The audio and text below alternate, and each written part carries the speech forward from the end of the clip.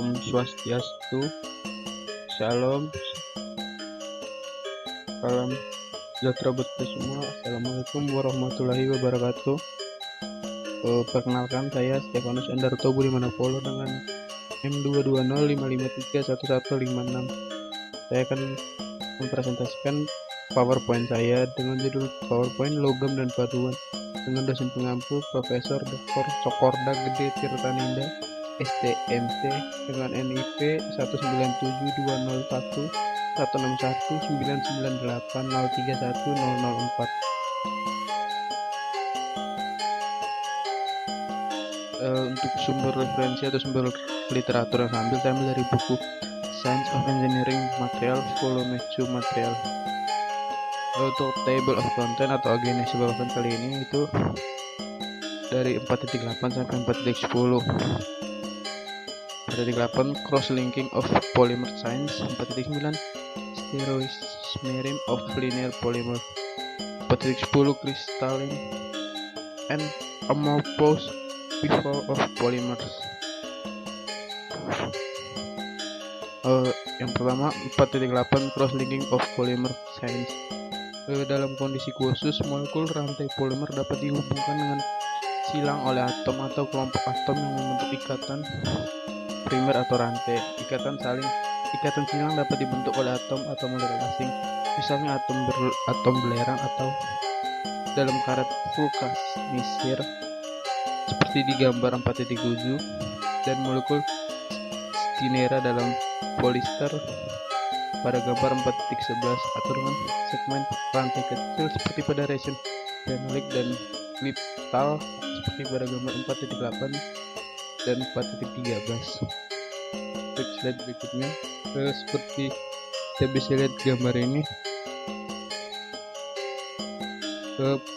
pada gambar di atas ini, yang pada gambar 4.8 ini, yang pertama adalah one step process, yaitu produksi fenolphthaleamida. Yang gambar B ini adalah persamaan diidealkan untuk produksi resin pada tahap C.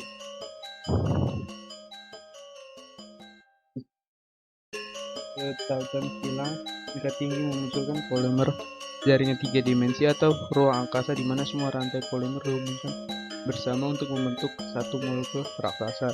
Jadi alih-alih terdiri dari molekul-molekul diskret, sepotong polimer dengan ikatan silang tinggi pada dasarnya hanya terdiri dari satu molekul.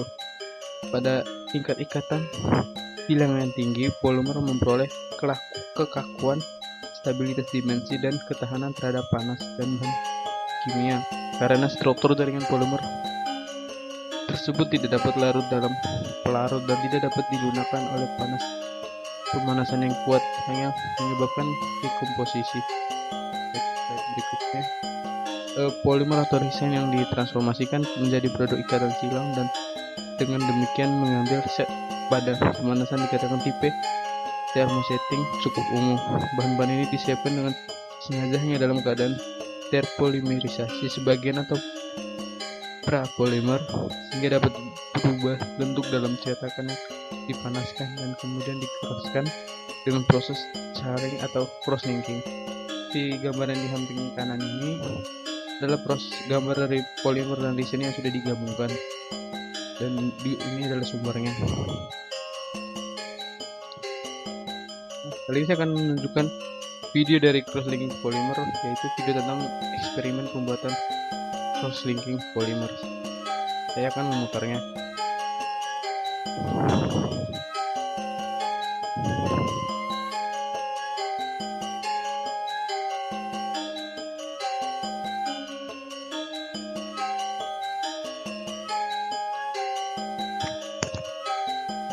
Ya, seperti materialnya cross-linking polymer transfer pipette to backup. Seperti gambar ini adalah gambar bahannya sendiri. Ini adalah alat pengukurnya. Untuk step 1 nya, use the scale with this then the beaker measure of 5 ml of cross-linking polymer final for fill. Baik, ini dia akan diukur dan bahannya akan dimasukkan ke dalamnya. Ini adalah bahan dari resin-nya, resin. Dia akan ditimbang terlebih dahulu. Step keduanya manual exit practice secret and event reaction using a breaker part of 5 mm.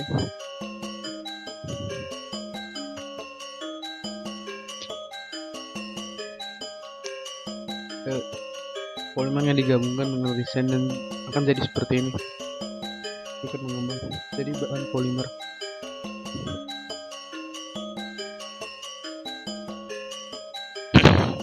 Untuk spraynya weight of the polymer is increased in weight if so why.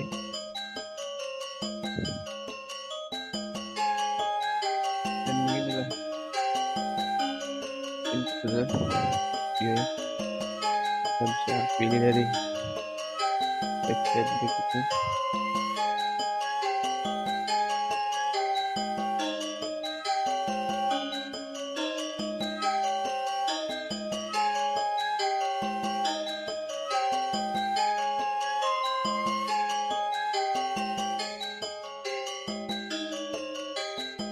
Topik 9 Stereos Museum of Linear Polymers.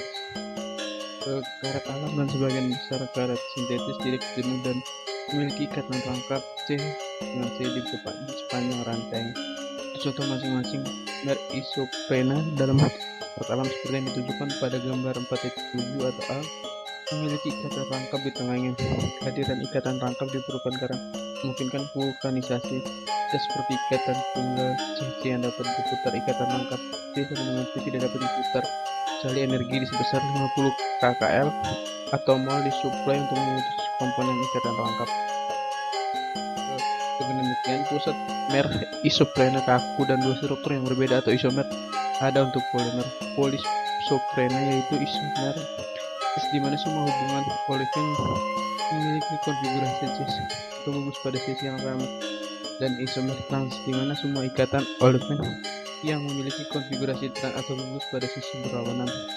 Isomer trans polisoprena dikenal sebagai getah perca atau balata. Konfigurasi yang relatif lurus dari isomer ini memfasilitasi pemasangan yang baik dari rantai polimer yang berdekatan ke dalam pola yang teratur. Getah perca sendiri dengan demikian berbentuk kristal dan merupakan padatan yang kaku, rapuh, dan tidak elastis. Di sisi lain, karet alam yang polisoprena yang bersifat amorfin dan elastomer pada suhu kamar karena halangan seri dalam konfigurasi berkontribusi pada orientasi acak dan kekusutan rantai polimer. Polimer vinyl dari rumus umum mana R adalah beberapa gugus samping monofoil yang memiliki satu atom karbon asimetris atau ditandai dengan tanda bintang. Di setiap merek atom karbon asimetris adalah situs isomer sterik. Oleh karena itu, polimer-polimer ini mungkin memiliki variasi struktur yang tidak terbatas, namun dua dari struktur macam itu sangat penting dan disebut isotaktik dan sindiotaktik. Pada konfigurasi isotaktik, semua mer memiliki orientasi yang sama seperti pada gambar 4.16a. Dengan demikian, bergerak sepanjang rantai molekul polimer isotaktik, seseorang akan menemukan substituen R pada atom karbon asimetris berada di sisi yang sama dari bidang yang mengandung rantai sisa atom karbon. Sebaliknya, dalam polimer sindiotaktik, substituen R akan terletak bergantian di atas dan di bawah bidang rantai utama seperti pada gambar 4.16b. Jika susunan substituen pada atom karbon asimetris adalah acak atau hampir acak, polimer tersebut dikatakan ataktik seperti pada gambar 4.16 ya. Baik, yang berikutnya 4.10 yaitu crystalline and amorphous behavior of polymer, atau dalam bahasa Indonesia yaitu perilaku kristal dan amorf dan polimer. Meskipun beberapa polimer mungkin benar-benar kristal dan sedikit benar-benar amorf, sebagian besar polimer memiliki karakteristik baik padatan kristal maupun cairan yang sangat kental. Ini juga kembali diungkapkan oleh sinar X dan pola disfraksi elektron polimer yang sering menunjukkan ciri-ciri tajam yang khas pada padatan kristal kristal serta ciri-ciri difus yang khas pada cairan polimer semacam itu dapat dikatakan bersifat sebagian kristal atau semi kristal. Sifat kristalinitas polimer telah menjadi subjek kontroversi yang cukup besar. Baik, slide berikutnya. Teori lamela rantai lipat muncul kemudian ketika diketahui bahwa kristal tunggal polimer di dalam bentuk trombosit tipis atau disebut lamela dapat ditumbuhkan dari larutan polimer. Pemeriksaan pH X dari kristal tunggal ini menunjukkan bahwa rantai polimer tegak lurus terhadap bidang lapisan karena molekul polimer lebih panjang dari ketebalan kristal tunggal. Mereka jelas terlipat bolak-balik dari mereka sendiri dalam proses kristalisasi, dan akibatnya permukaan kristal terdiri dari putaran jepit rambut seperti yang diilustrasikan pada gambar 4.17b. Polimer menurut teori ini dianggap sebagai kristal berlipat berlantai satu fase dengan jumlah cacat yang bervariasi. Di gambar yang kita bisa lihat di samping kanan ini, gambar A ini merupakan gambar dari misal buah berpohon, dan B lamela rantai berlipat. Baik, slide berikutnya.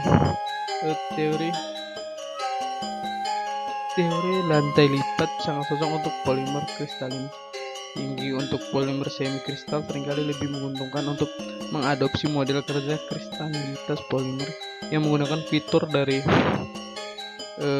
konsep misal berpohon rantai dan berlipat. Jadi seperti dalam konsep misal berpohon, polimer dapat digambarkan sebagai sistem dua fase yang terdiri dari kristalit yang tertanam dalam matriks Almov, sedangkan struktur kristalit dapat berupa lamela rantai terlipat. Kristalit meningkatkan kekakuan dan kekerasan dan ketahanan panas, sedangkan daerah Almov meningkatkan fleksibilitas. Berikutnya determinan kristalinitas polimer. Sejauh mana molekul polimer mengkristal tergantung pada strukturnya dan besarnya gaya ikatan sekunder di antara rantai polimer.